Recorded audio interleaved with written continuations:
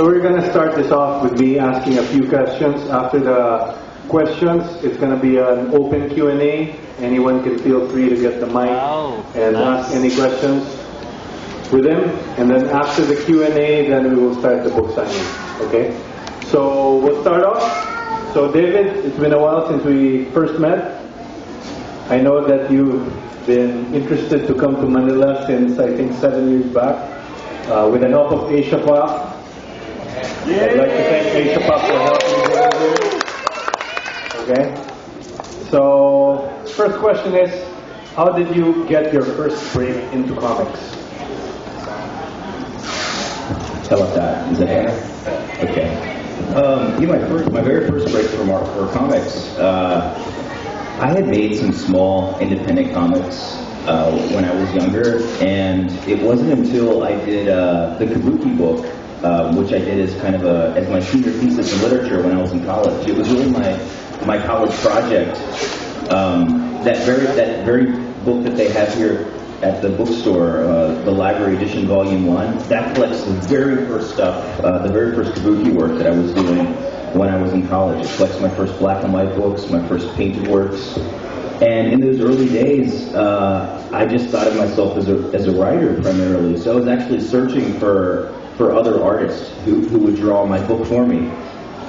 And at one point, I met Brian Bendis in 1993, and we were both working on our career-owned books. Like, we had some small published books at a very small publisher called Caliber Comics. And he immediately got me a job as his inker, because Brian Bendis was trying to make a living as a penciler in 1993. And now he's one of the top, writers ever. Yeah, well said. And he showed me this comic he was doing, which was like a kind of a spy book. And his story is that he showed me the little, like, homemade copy that he made of it, and had a very scratchy ink quality on it. And I took a Sharpie and said, maybe this would be the better ink quality for this particular book, would be more of a shadowy, more of a dark crime noir approach. And I started blacking in some of this stuff. And he liked it immediately. And he said that changed his inking and art style immediately. And he immediately got me a job at that convention in 93 as his inker. So Brian Bendis and I worked together as a penciler and inker team in 1993 for a few years together. And at that time, I was writing Kabuki and writing some other things. And I was searching conventions, looking for different artists that I thought were much more talented than myself, that I thought would be good to draw this book that I was writing. And Brian said he wanted to do it, and he agreed to be the artist of Kabuki. And so in that library edition that they have here at the store, if you look in the back, there's the early Brian Michael Bendis Kabuki artwork from 1993. And the way I ended up doing it is there was a small anthology at Caliber Comics that invited me to do an 8-page story in their anthology book. And they said, do whatever you want with this. And I thought, it kind of took the pressure off me that I thought the real artist was already going to draw Kabuki. So I thought, I'll use this 8-page story to do a little 8-page Kabuki story where I can work out some of the ideas and the look and the ambiance to the story. But, it doesn't matter if it's that good or not. It'll kind of be used as kind of to show some of the ideas to the real artist. And I did like a little tight 8-page story in it.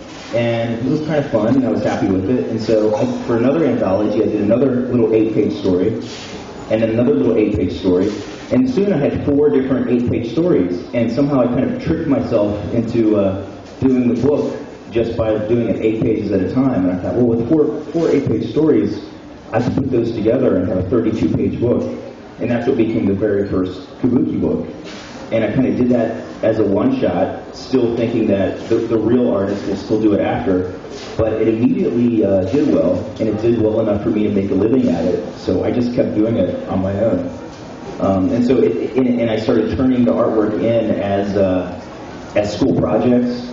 And I with my writing instructor, I asked if I could do this entire Kabuki story for my senior thesis in literature, and then turn in the finished published book as the assignment for the book. And so even though I was in college and I had to satisfy other requirements, general studies requirements, graphic design was my major, so it entailed taking all the design classes and the fine art classes, I would find a way to turn in Kabuki for typography class or bookmaking class and design classes, as well as the literature class. And I just kept doing that. So I was publishing it the entire time I was in college. And that's really what put me on the map in comics, was the Kabuki book. If you don't mind me asking, what grade did you get in your thesis? Oh, I got an F. No, I got an A. Yay!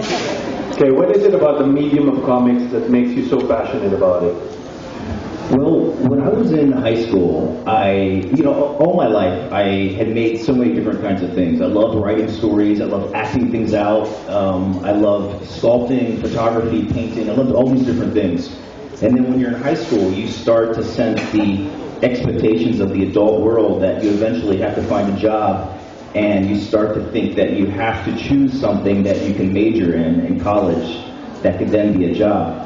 And so I was kind of wrestling with that, enjoying all these different things that I did. And my high school art teacher was very helpful to me in putting together a scholarship submission. I knew I was going to be responsible for putting myself through college, so I was applying for all the grants and scholarships that I could for all kinds of different things. And she said she's going to choose 10 pieces of mine that she'll put into the scholarship application. And 9 of those pieces she was going to select, each one in a different category. She would choose what she thought was my best oil painting, best sculpture, best photography. She would choose all those things. She said, for the 10th and final thing, you can choose whatever you want, and we'll put it in the package. So I thought, well, I love writing stories, and I love comic books, and I love telling stories. So I'm going to try to make a comic book and throw that in for the 10th, sort of the wild card in there. And then once I started making the comic, I realized that this was the medium for me, that I didn't have to choose any other mediums. It was a medium that united all the other mediums. I could tell stories, and I could use any kind of art media that I wanted, and I could use type, and I could use image. But even more so, the fascinating thing about comics for me as a medium is the psychological component of it, that it's not just this image that you put on a paper and it's finished. The wonderful thing about comics for me is it's really not finished until the reader reads it in their head. And I don't think of a comic book, like the finished comic book pages, as the actual artwork at all. I think the actual artwork takes place in the reader's mind, and what I'm creating on the page is kind of a navigational instrument that the reader kind of uses as a map.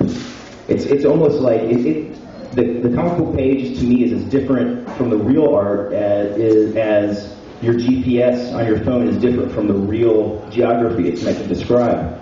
So the fun part about orchestrating these pages is you try to choose the right panel layout, the size, the sequence, the momentum that orchestrates what happens in the reader's mind. And I really like that sense of communication. At its best, comics for me are not just expression. When they're done right, they're communication, because they're a kind of graphic language that isn't completed until the reader completes it in their own head. And for me, that's where the real magic happens.